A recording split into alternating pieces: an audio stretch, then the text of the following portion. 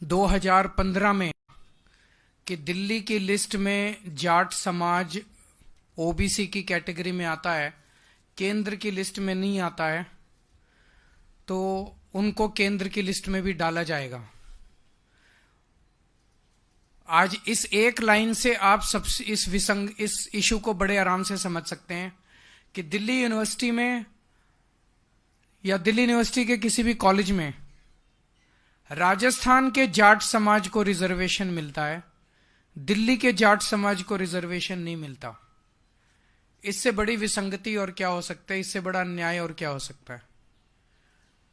AIIMS में, सफदरजंग में, NDMC में, डीडीए में, केंद्र सरकार के दिल्ली में स्थित सभी संस्थानों में राजस्थान के जाट समाज को रिजर्वेशन मिलता है, लेकिन दिल्ली के जाट समाज को रिजर्वेशन नहीं मिलता। इससे बड़ी विसंगति और क्या हो सकती है।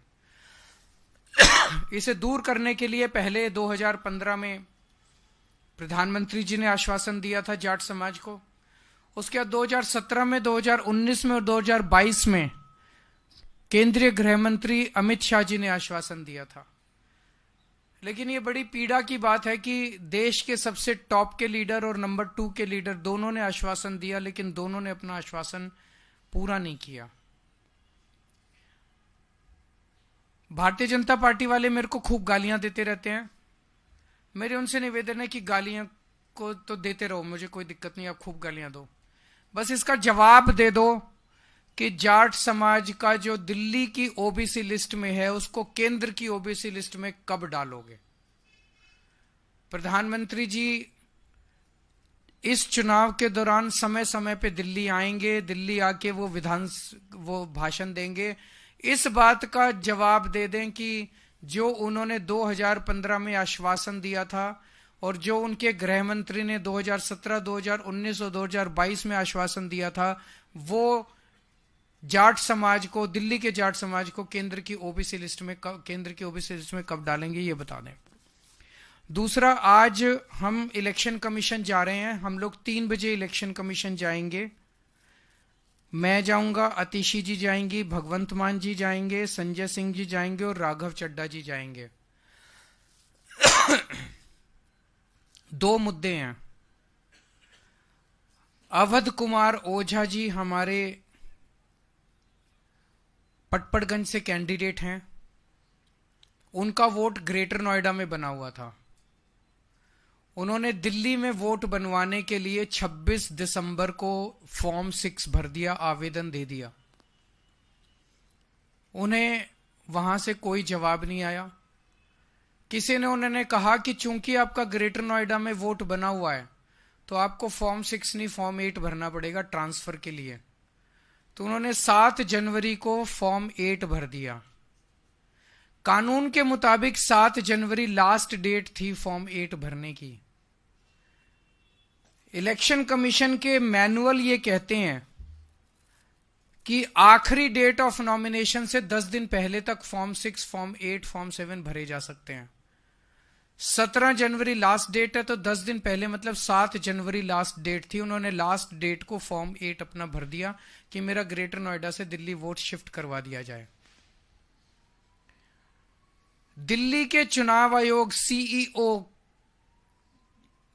इलेक्टोरल ऑफिसर जो है दिल्ली की, उन्होंने एक ऑर्डर निकाला जिसमें उन्होंने लिखा कि 7 जनवरी लास्ट डेट है। मिस्टीरियसली एक दिन बाद दोबारा ऑर्डर निकाला और उसमें कह दिया 6 जनवरी लास्ट डेट है। यह दूसरा ऑर्डर क्यों निकाला गया? यह कानून के खिलाफ है, इलेक्शन कमीशन की गाइडलाइंस के खिलाफ है, इलेक्शन कमीशन के मैनुअल के खिलाफ है। मैनुअल ये कहता है, गाइडलाइंस ये कहती है कि लास्ट डेट ऑफ नॉमिनेशन के 10 दिन पहले तक एक्सेप्ट किया जाएगा। 10 दिन पहले होते हैं 7 जनवरी। 7 जनवरी लास्ट डेट होनी चाहिए थी। चीफ इलेक्टोरल ऑफिसर ने भी ऑर्डर निकाला था 7 जनवरी लास्ट डेट होगी। फिर अचानक से ऐसा प्रतीत होता है कि पीठ पीछे कुछ हुआ है। फिर अचानक से ये ऑर्डर आ जाता है कि 7 जनवरी नहीं 6 जनवरी लास्ट डेट मानी जाएगी। 24 घंटे के अंदर ऑर्डर पलट दिया जाता है। तो क्या इसे अवध ओझा को डिबार करने के लिए जानबूझ के ये ऑर्डर निकाला गया है? इसके बावजूद भी इलेक्शन कमीशन का मैनुअल है, वो ये कहता है कि अगर कोई एप्लीकेशन फॉर्म 8 की ट्रांसफर ऑफ वोट की लास्ट डेट के बाद भी आती है तो इलेक्शन कमीशन उसको गौर कर सकता है और स्पेशल सर्कमस्टांसेस में। हमारा तो एक कैंडिडेट के कैंडिडेचर का सवाल है, वो कैंडिडेट पटपड़गंज से चुनाव लड़ पाएगा कि नहीं लड़ पाए, इसी पे, और कोई गड़बड़ नहीं है। ग्रेटर नोएडा से इधर शिफ्ट होना है। तो आज हम चीफ इलेक्शन कमीशन से मिलेंगे और उनसे ये निवेदन करेंगे कि अवध ओझा का ट्रांसफर करवाया जाए ताकि वो अपना चुनाव नॉमिनेशन पेपर्स फाइल कर सके। और दोबारा दूसरी मुद्दा है जो अभी 2-3 दिन पहले संजय सिंह जी ने उठाया था कि नई दिल्ली विधानसभा के अंदर भारतीय जनता पार्टी के कई सारे, परवेश Verma ji, Kamal Sandesh ji, CP Joshi ji, Kamlesh Paswan ji, Pankaj Chaudhary ji, Jayprakash ji, Revati Tripura ji, BJP MLA MP from Purulia Singh Mahato, Jyotirmoy Singh Mahato ji, sir कई इनके बीजेपी की एमपीज के घर से 30-30, 40-40, 20-20 वोट, नए वोट बनने के लिए एप्लीकेशंस गई हुई हैं। ये बड़ा मिस्टीरियस है। मुझे एक पत्रकार ने बताया कि उन्होंने लोकल डीएम से पूछा, local DM district electoral officer होता है, उस लोकल डीएम से पूछा कि आप इसका क्या कर रहे हैं। तो मेरे को उस पत्रकार ने बताया कि लोकल डीएम का जवाब था कि भाई साहब एमपीज के घर में माली भी होते हैं, नौकर भी होते हैं, फलाना भी, तो इसका मतलब डीएम मन बना चुका है कि इस खेल में डीएम भी शामिल है। ये लोग अपने इन घरों में, परवेश वर्मा जी इस घर में 10 साल 11 साल से रह रहे हैं, 11 साल से रह रहे हैं। 8 महीने पहले तो 11 साल से वो बिना माली के, बिना नौकर के, बिना रसोइये के, बिना उसके काम चला रहे थे। वहां तब तक 3 वोट बने हुए थे, वो 3 वोट से काम चला रहे थे। अब अचानक 15 दिन में उन्हें सारे रसोइये याद आ गए, सारे माली याद आ गए, सारी, ये क्या है? इलेक्शन कमीशन भी मिला हुआ है, बीजेपी भी मिली हुई है, सांसदों के घरों से 30-30, 40-40 वोट अगर 10 दिन 15 दिन पहले बनने चालू हो जाएंगे और डीएम, लोकल डीएम जो है पत्रकारों को उसकी जस्टिफिकेशन देगा, तो चुनाव की प्रक्रिया में सैंक्टिटी कहां बच गई? फिर चुनाव करा क्यों रहे हो? डिक्लेयर कर दो इनको, बीजेपी वालों को, कि बीजेपी जीत गई, बस अब इस देश के अंदर तानाशाही होगी। ये होने नहीं देंगे हम किसी हालत में।